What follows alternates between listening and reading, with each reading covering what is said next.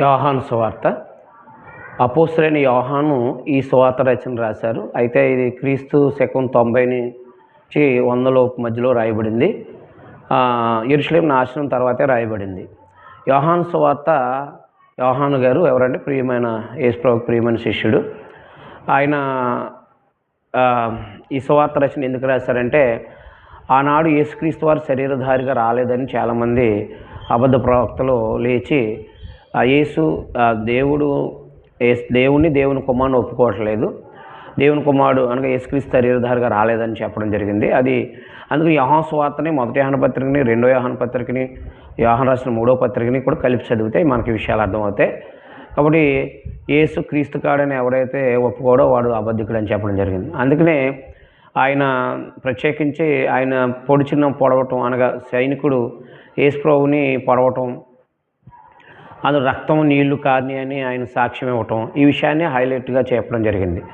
అలాగే మరియాని ప్రభు అయిన యేసుక్రీస్తు వారి యొక్క తల్లిని యోహాను గారికి అప్పచెప్పడం బాధ్యతల్ని. ఎందుకంటే ఆయన వృద్ధాప్యంలో అంటే తల్లి వృద్ధాప్యంలో యేసుక్రీస్తు వారే చూడాలి. అయితే మానవజాతి పాపక్షమాపణతో మరణిస్తున్నారు కాబట్టి ఆ బాధ్యత ఆయనకు అప్పచెప్పడం జరిగింది. అయితే ఇందులో 7 అద్భుతాలు రాయడం జరిగింది. అలాగే ముఖ్య వచనాలు ఏంటంటే 1వ అధ్యాయము 3వ వచనము, 1వ అధ్యాయం 1వ వచనం, అలాగే 1వ అధ్యాయం 18వ వచనము, అలాగే 3వ అధ్యాయం 15వ వచనం, 16వ వచనం, అలాగే 20వ అధ్యాయం 30-37 వచనాలు. యేసుక్రీస్తు దేవుని కుమారుడిని విశ్వసించినట్లు ఇవి రాయబడ్డాయి. ఎందుకు విశ్వసించాలని నిత్యజీవం కోసం.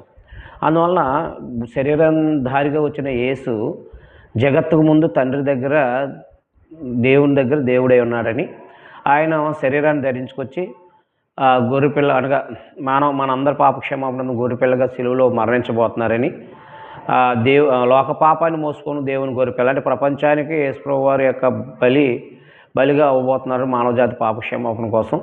అందుకని లోకాన్ని ఎంతో దేవుడు ప్రేమించాడు అని ఆయన కుమారుని విశ్వసించినటువంటి వాడిని నిత్యజీవం కలిగినటువంటి వాడుగా చేయటానికి అని చెప్పడం జరిగింది. ఇందులో ప్రాముఖ్యంగా మనం గ్రహించాల్సిన విషయాలు ఇవి.